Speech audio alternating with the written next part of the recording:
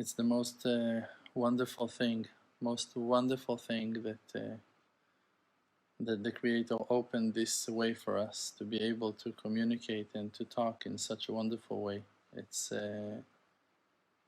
such a greatness. It's such an amazing thing. I'm sharing the live video now on different pages and on other outlets for more people to be able to reach and to hear and to be with us as well while we talk and while we hear together. I think it's so beautiful that we have this amazing opportunity really to speak and to find each other and to talk about things that bothers us, and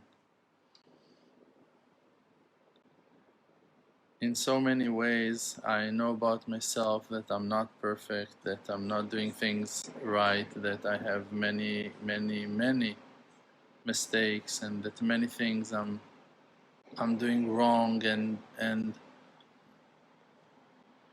except for being really honest with you guys, with myself, and talking about life and trying to correct and fix myself, what else a person can do? I spoke a few days ago with a couple on matters of shlom bayit, marital peace, and the person was able to admit in some very harsh, severe mistakes, very bad things that he did.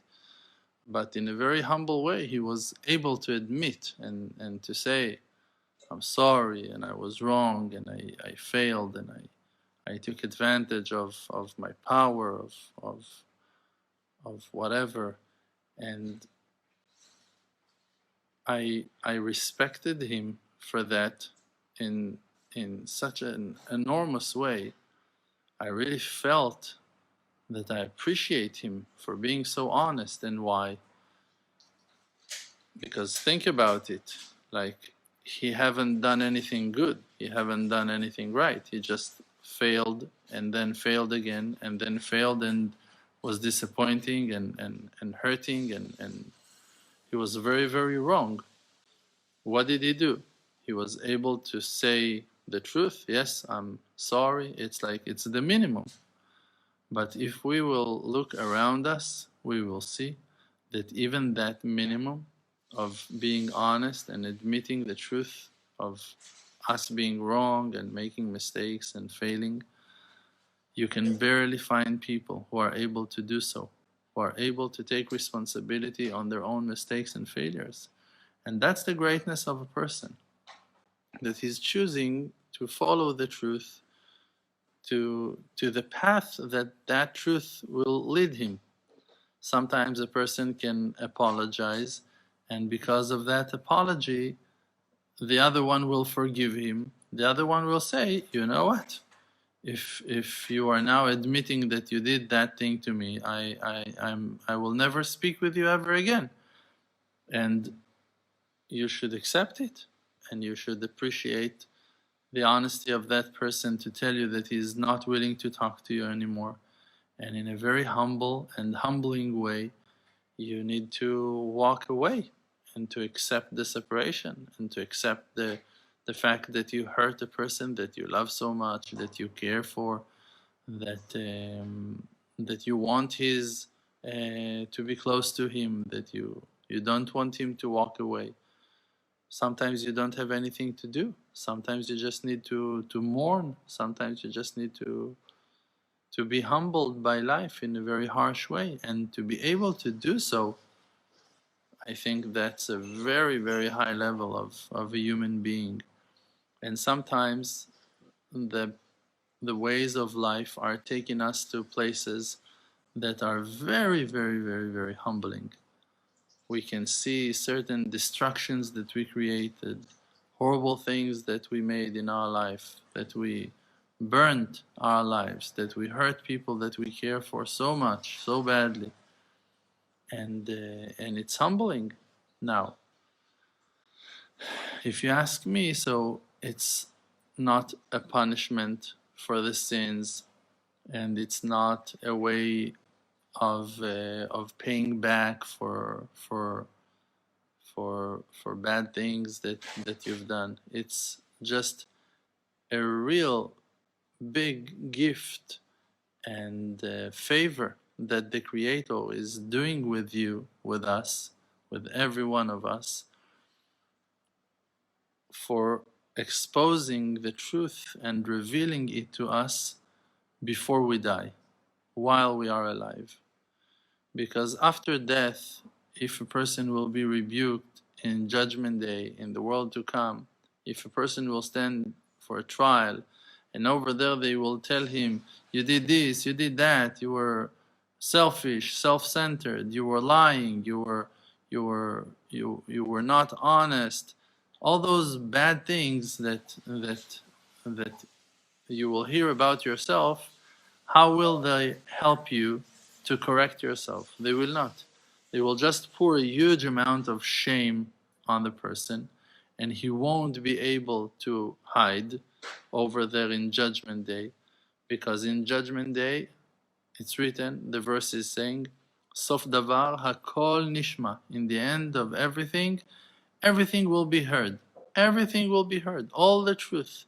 All the things that you think or that you thought that you will be able to hide, things that you were doing alone in the darkness when your door was locked and you thought no one hears you, you thought no one sees you.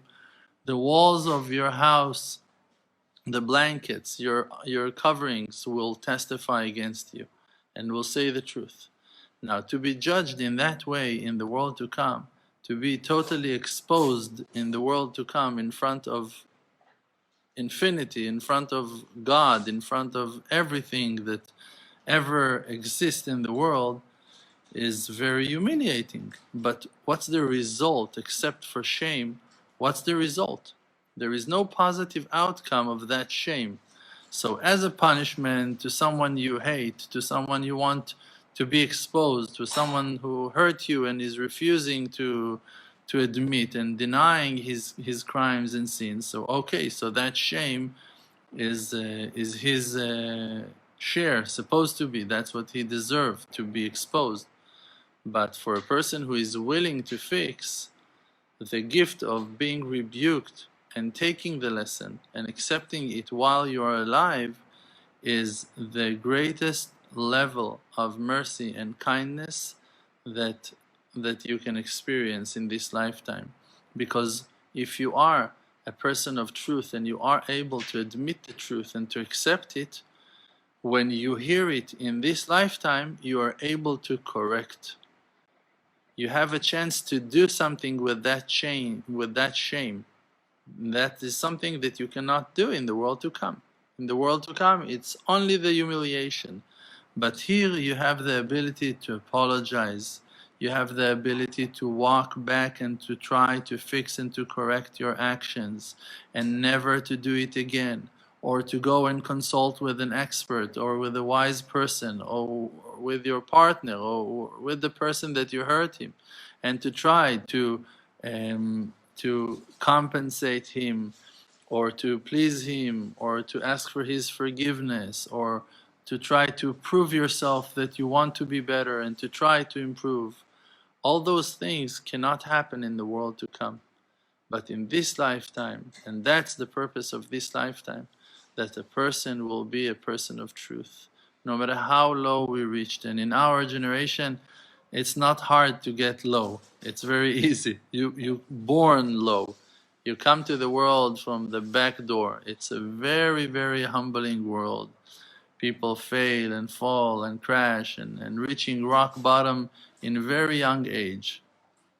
Horrible things we're doing while we are 7, 8, 9, 11, 12. It's like we're beginning very, very fast in a very, very harsh down, crashing very, very fast. And the Creator of the universe is allowing us in this wonderful way not only to be exposed and to be rebuked and to deal with the truth, just also to have an opportunity to fix. So I think that it's a great thing to live in this world, even though the things are not easy and not simple. People are talking about very harsh things, things that are going on in the world, crazy movements and crazy waves and storms, things that are going out in the world, in the US right now, different parties and groups, and not only in the US, all around the world, like in Israel and in different states. Not only the COVID, and the COVID is they're plastering our eyes with the COVID.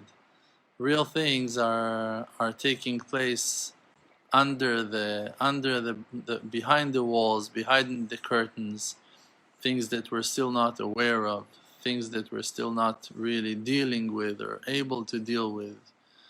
But we need to stand still and strong and to stabilize ourselves with prayer and with pure intention to commit ourselves to the truth no matter what. So help you God, so help us God, for us to be people of truth, that in any time of test only the truth will come out from our hearts, mouths, hands and actions, that our thoughts will be aimed always to the truth, to take responsibility, to be people of truth. And then in a time of test, in time of challenge, we will express the unconditional love and the honesty and the great beauty that is treasured in our souls, and we will win the battle and the war, and we will bring the complete redemption and the salvation for the whole wide world in our days with our loved ones, when all Am Israel and 70 nations will stand together as one, united, bonded with love, and with one purpose: to respect and to bring out the goodness that is treasured inside of us, all as one, in front of the Creator of the universe, in our days, in the holy temple of God, in Yerushalayim, Israel. Amen. יהודים, השם קורא